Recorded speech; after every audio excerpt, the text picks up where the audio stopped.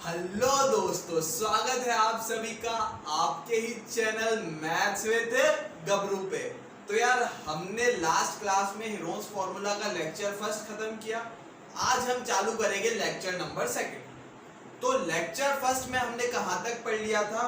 हमने ये देख लिया था कि भाई अगर हमें एक राइट एंगल ट्राइंगल दिया हुआ है, या फिर इक्विलैटरल ट्राइंगल दिया हुआ है, या फिर आइसोसेलेस ट्राइंगल दिया हुआ है, तो उस केस में हम एरिया कैसे कैलकुलेट करेंगे?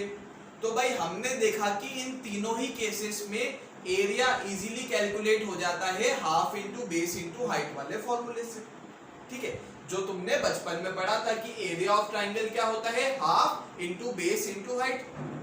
अब कुछ बच्चे कंफ्यूज होते हैं कि क्या half into base into height हर एरिया का, हर ट्राइंगल का एरिया निकालने के लिए एप्लीकेबल है?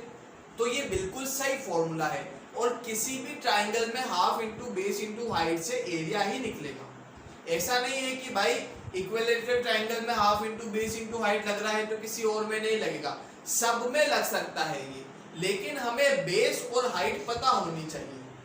अगर तुम्हें बेस और हाइट पता नहीं है तो लग तो सकता है, लेकिन तुम बेस की जगह और हाइट की जगह पुट क्या करोगे?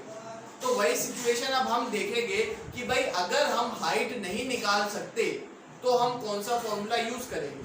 तो उसके लिए हम एक ट्राइंगल पढ़ते हैं, स्केलिन ट्राइंगल। ठीक है, स्केलिन ट्राइंगल क्या होता है? एक ऐसा ट्राइंगल जिसकी की तीनों साइड्स डिफरेंट हो। एक 5 सेंटीमीटर की हो, एक 6 की हो, तो एक 7 की हो। ठीक है, कुल मिला के एक ऐसा ट्राइंगल जिसकी की तीनों साइड्स क्या हो, डिफरेंट हो। ठीक है, तो उस केस में क्या होगा कि हम बेस तो हमें पता होगा, लेकिन हम इजीली हाइट नहीं कैलकुलेट कर सकते। इक्विलैटरल और आइसोसेलेस ट्राइंगल में तो क्या होता है कि हम हाइट को इजीली कैलकुलेट कर सकते हैं सिमेट्री के थ्रू, लेकिन यहाँ पे ऐसा पॉसिबल नहीं है। क्यों पॉसिबल नहीं है? क्योंकि अगर तुमने हाइट ड्रॉ कर भी दी, लेट सपोज ये तुमने हाइट निकाली, हाइट निकालने के लिए तुमने परपेंडिकुलर ड्रॉ तो कर दी, ठीक है, लेकिन उसके केस में क्या हो रहा था, इक्विलैटरल और आइसोसेलेस ट्राइंगल के केस में हमें ये वाली साइड पता थी और ये परपेंडिकुलर इसको हाफ हाफ में डिवाइड करती थी, तो हमें ये वाली साइड मिल जाती थी। और ये पता है तो ये निकाल सकते हैं। लेकिन स्केलिन ट्राइंगल में सिमेट्री तो है नहीं। तुम खुद ही देख सकते हो कि ये हाइट जो है इसको हाफ हाफ में डिवाइड नहीं कर रही। ठीक है, तुम खुद ही देख सकते हो ना, ऑब्जर्व कर सकते हो डायग्राम के थ्रू कि ये जो स्केलिन ट्राइंगल है इसके अंदर ये हाइट जो है, ये हाइट इसको हाफ हाफ में डिवाइड कर रही है क्या? नहीं भाई, बिल्कुल नहीं कर रही इसको हाफ हाफ में डिवाइड। तो हम कैसे बोल दे कि भाई ये हाफ हाफ में डिवाइड कर रही है? तो हमें ये वाली साइड पता ही नहीं है, तो ये कैलकुलेट नहीं कर सकते। ठीक है, तो इसलिए हम हाइट नहीं कैलकुलेट कर सकते। और अगर हाइट कैलकुलेट नहीं कर सकते तो half into base into height कैसे लगाओगे, बताओ भाई? ठीक है, अगर हाइट ही नहीं निकाल सकते तो half into base into height में क्या पुट करोगे हाइट की जगह पे? नहीं कर सकते ना कुछ। तो अब अपन क्या कर सकते हैं, अब अपन जुगाड़ लगा सकते हैं। तो अपन को जुगाड़ लगाने के लिए दूसरे फॉर्मूले की रिक्वायरमेंट है कि भाई स्केलिन ट्राइंगल में ऐसा कौन सा फॉर्मूला लगाए कि भाई बिना हाइट निकाले हमारा एरिया आ जाए। तो अब हम वो देखेंगे। एक बार यहां तक देखो, ठीक है, मैं लाइट थोड़ी एडजस्ट करता हूं।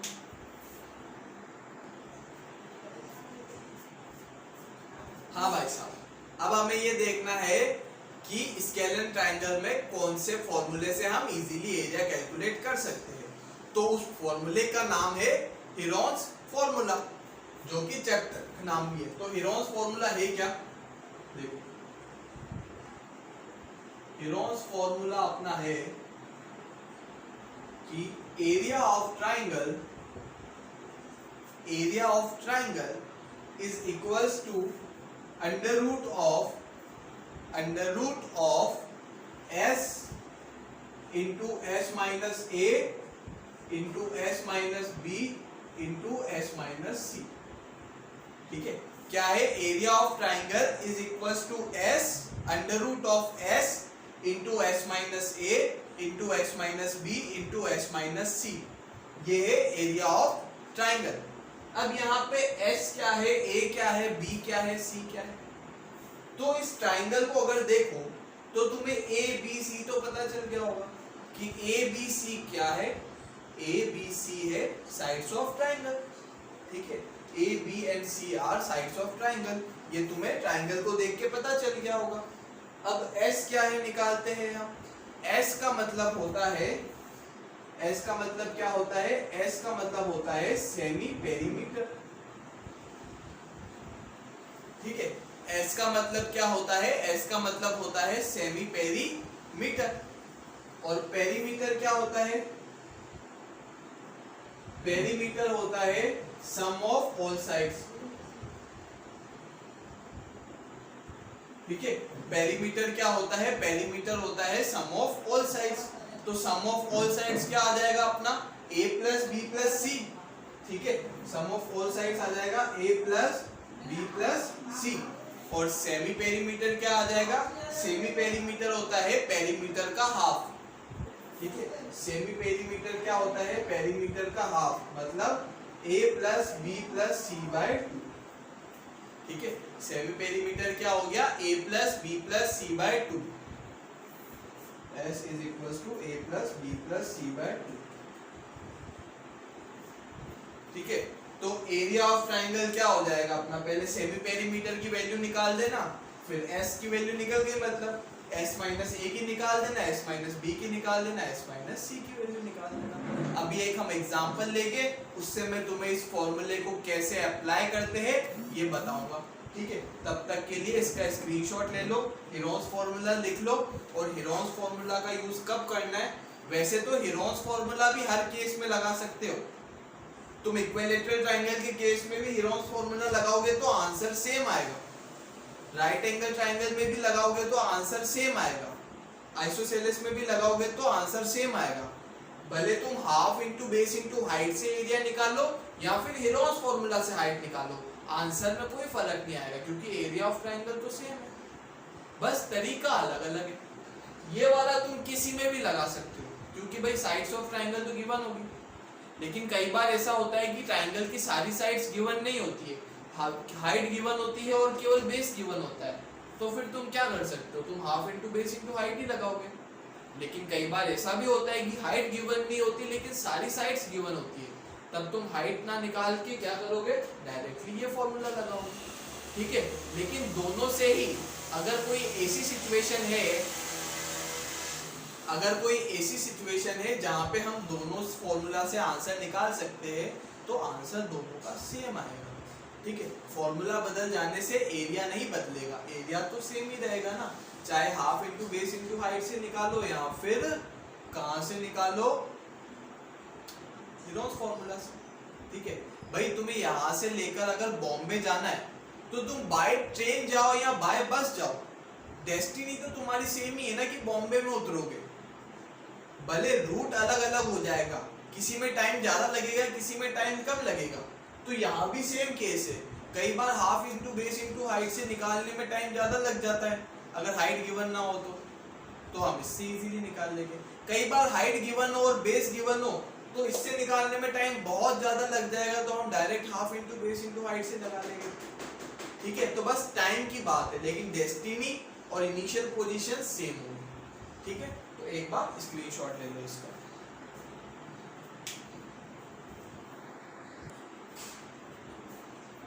हाँ भाई साहब, हमें क्या करना है, ये तुम्हें एक ट्राइंगल दे रखा है, इस ट्राइंगल का अब निकालना है एरिया। तो तुम्हें अगर बेस और हाइट गिवन होती तो half into base into height लगा के एरिया निकाल देते, लेकिन तुम्हें बेस तो गिवन है लेकिन हाइट गिवन नहीं है, तो तुम क्या करोगे, तुम सिंपल सा under root of s into S minus A S minus B into S minus C Heron's formula लगाओगे। तो हेरोन्स फॉर्मूला लगाने के लिए सबसे पहले s की वैल्यू पता होनी चाहिए। s क्या होता है, s होता है सेमी पेरीमीटर, सेमी पेरीमीटर मतलब पेरीमीटर का हाफ, और पेरीमीटर क्या होता है, पेरीमीटर होता है सम ऑफ ऑल साइड्स, ठीक है। तो a की वैल्यू लेट सपोज 32 मीटर है, b की वैल्यू है 24 मीटर और c की वैल्यू है 40 मीटर। तो s क्या होता है हमारा, s equals to a plus B plus C by 2।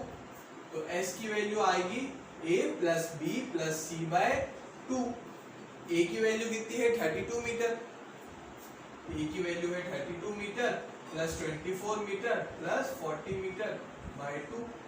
तो एस क्या आ जाएगा हमारा, एस आ जाएगा 40 प्लस 24, 40 प्लस 24 क्या हो जाएगा 64, और 64 प्लस 32, 64 प्लस 32 हो जाएगा मेरा 96। तो 64 प्लस 32 आ जाएगा मेरा 96, ये हो गया 6 और हाँ 96/2। तो s की वैल्यू आ गई मेरी 96/2। तो s की वैल्यू 96/2 क्या होता है, 96/2 होता है 48। तो s की वैल्यू आ जाएगी मेरे 48। ठीक है, s की वैल्यू क्या निकल गई, s की वैल्यू मेरी निकल गई 48। और ये किसमें है, मीटर में, तो ये s की वैल्यू आ जाएगी मेरी 48 मीटर। ठीक है, अब मैं s minus a, s minus b और s माइनस c भी लगे हाथों निकाल देता हूँ, ताकि मुझे केवल पुट करने की देरी रहे और पट से आंसर आ जाए। ठीक है, तो s की वैल्यू तो आई मेरी 48 मीटर। अब s माइनस a की वैल्यू निकालते हैं, तो s माइनस a की वैल्यू आएगी मेरी 48 minus 32 16 metre. s minus b की वैल्यू आएगी मेरी 48 metre minus 24 metre equals to 24 metre. तो s माइनस b की आएगी 24 मीटर। अब s माइनस c की 48 मीटर माइनस 40 मीटर तो 8 मीटर। तो s माइनस c की वैल्यू आ गई 48 metre minus 40 metre equals to 8 metre. ठीक है, अब एरिया ऑफ ट्राइंगल कैसे निकालेंगे, बाय हेरोन्स फॉर्मूला। तो एरिया ऑफ ट्राइंगल क्या आ जाएगा, एरिया ऑफ ट्राइंगल आ जाएगा मेरा under root of s into s minus a, s minus b, s minus c। Under root of s into s minus a, s minus b into s minus c। s की value कितनी है, s की value है 48 metre. तो 48 into s minus a क्या आ जाएगा, s minus a आ गया मेरा 16 मीटर इंटू 16, और s माइनस b कितना है 24 मीटर, तो 24 इंटू s माइनस c कितना है, s माइनस c है 8। तो एरिया का अपना होता है यूनिट मीटर स्क्वायर, तो बाहर मीटर स्क्वायर लिख देंगे। अभी मीटर स्क्वायर कैसे है वो भी बता देता हूँ। देखो s भी मीटर में है, s माइनस a भी मीटर में है, s माइनस b भी मीटर में है, s माइनस c भी मीटर में है। तो सारे metre into metre into metre into metre, 4 metre multiply हो गए तो क्या हो जाएगी, मीटर की पावर 4, तो m की पावर 4। अब m की पावर 4 जब रूट से बाहर आएगा तो क्या बन जाएगा, m स्क्वायर। सिंपल सी बात, m की पावर 4 जब मीटर रूट से बाहर आएगा तो बन जाएगा मीटर स्क्वायर। और वैसे भी हमें पता है कि एरिया की यूनिट क्या होती है, centimetre square, metre square, kilometre square वगैरह। तो भाई ये सारी साइड्स अगर मीटर में है तो ऑब्वियसली एरिया मीटर स्क्वायर में आएगा। जनरल नॉलेज भी यही कहता है। ठीक है, अब हमें देखना है कि कौन कौन सी चीजें डायरेक्ट बाहर आ रही है। तो 16 को डायरेक्ट 4 के रूप में बाहर आ जाएगा, तो 4। ठीक है, इस 48 को मैं लिख सकता हूँ 24 इंटू 2, तो मैंने इसको लिख दिया 2 इंटू 24 इंटू 24 इंटू 8। ठीक है, और ये मीटर स्क्वायर। तो अगर तुम ध्यान से देखो तो 24 इंटू 24 तो अंदर बन जाएगा 24 का स्क्वायर, और जब ये रूट से बाहर आएगा तो केवल 24 बाहर आएगा, तो 4 इंटू 24। और अगर देखो तो 2 इंटू 8, 2 इंटू 8 क्या हो जाता है 16, तो रूट 16 क्या हो जाएगा, रूट 16 इक्वल्स टू 4, तो ये आ जाएगा इंटू 4 और मीटर स्क्वायर।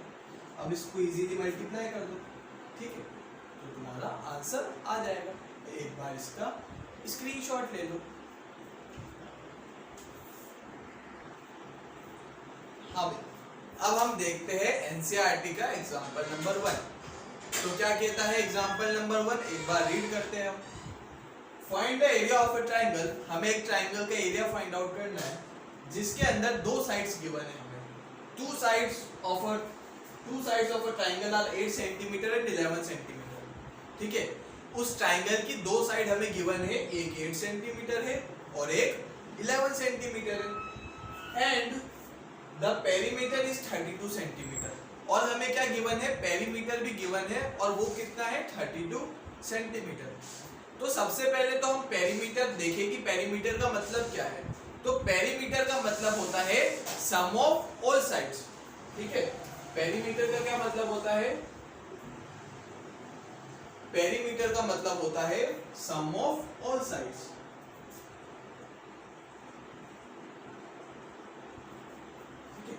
पेरीमीटर का मतलब होता है सम ऑफ ऑल साइड्स। तो लेट सपोज ए की वैल्यू हमें गिवन है 8 सेंटीमीटर, बी की वैल्यू गिवन है 11 सेंटीमीटर और तीसरी साइड सी है जो कि अननोन है। तो सम ऑफ ऑल साइड्स कितना गिवन है हमें? 32 सेंटीमीटर। तो हमें a plus B plus C equals to 32 centimetre given है। a plus B plus C हमें 32 सेंटीमीटर गिवन है। तो 8 centimetre plus 11 centimetre plus c equals to 32 centimetre. 8 plus 11 कितना होता है? 8 प्लस 11 होता है 19 सेंटीमीटर। तो 19 centimetre plus c equals to 32 centimetre. तो यहाँ से c की वैल्यू कितनी आ गई? c की वैल्यू आ गई यहाँ से 14 सेंटीमीटर, सॉरी c की वैल्यू आ गई 13 सेंटीमीटर। तो c की वैल्यू आ गई यहाँ से 13 सेंटीमीटर। अब हमें c की वैल्यू पता है 13 सेंटीमीटर। सेमी पेरीमीटर निकाल लेते हैं हीरोन्स फॉर्मूला लगाने के लिए। तो सेमी पेरीमीटर मतलब पेरीमीटर का हाफ। तो सेमी पेरीमीटर क्या हो जाएगा? पेरीमीटर का हाफ। और पेरीमीटर कितना है मेरा? 32 सेंटीमीटर। तो 32 सेंटीमीटर का हाफ क्या हो जाएगा? 16 सेंटीमीटर। ठीक है, तो सेमी पेरीमीटर भी आ गया मेरा 16 सेंटीमीटर। अब मैं इजीली फॉर्मूला लगा सकता हूँ। फॉर्मूला कैसे लगाऊंगा? क्या होता है area of triangle? Area of triangle होता है under root s, s minus A, S minus b, s minus c. Under root of s into S minus A, S minus B into S minus c. और s की value कितनी है? S की value है 16 centimetre. तो 16 into S minus ए कितना आएगा? 16 minus 8 क्या हो जाएगा मेरा? 8 इंटू 8। 16 माइनस 11 कितना हो जाएगा? 16 माइनस 11 हो जाएगा मेरा 5। और s माइनस सी, c की वैल्यू कितनी निकाली मैंने? 13 सेंटीमीटर। तो 16 माइनस 13 सेंटीमीटर कितना हो जाएगा? 3। ठीक है, अब देखते हैं हम क्या क्या बार निकाल सकते हैं। तो 16 तो आ जाएगा बार। 16 क्या बन के आ जाएगा बार? 4 बन के आ जाएगा। और इस 8 को मैं लिख सकता हूँ 4 इंटू 2। 4 इंटू 2 इससे मल्टीप्लाई हो जाएगा 2 5 जा 10 और 10 इंटू 3 30। 2 5 जा 10 और 10 इंटू 3 30। और ये 4 आ जाएगा अपने क्या? 4 आ जाएगा 2 1 के बाद। तो 2 1 के जब ये बाहर आएगा तो क्या हो जाएगा? ये 8 रूट 30। 8 रूट 30। बहुत ही इजी एक्सप्रेशन। और बार क्या है? Centimetre square. Centimetre square, centimetre square. Centimetre square क्यों आया समझ में आया? सबसे पहली बात भाई साइड सेंटीमीटर में दे रखी है तो एरिया सेंटीमीटर स्क्वायर में निकलेगा, जनरल लॉजिक। वरना यहाँ से भी देख लो, centimetre into centimetre into centimetre into centimetre. तो सेंटीमीटर की पावर 4। अब अगर मैं इसका अंडर रूट निकालूंगा तो सेंटीमीटर की पावर स्क्वायर आ जाएगी। बहुत ही सिंपल, स्क्रीनशॉट ले लो इसका।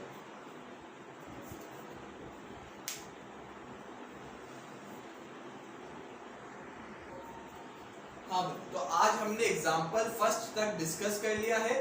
बाकी का हम डिस्कस करेंगे नेक्स्ट क्लास में। तब तक के लिए घर पे रहे, सुरक्षित रहे। Bye bye, tata and see you from maths with Gabru.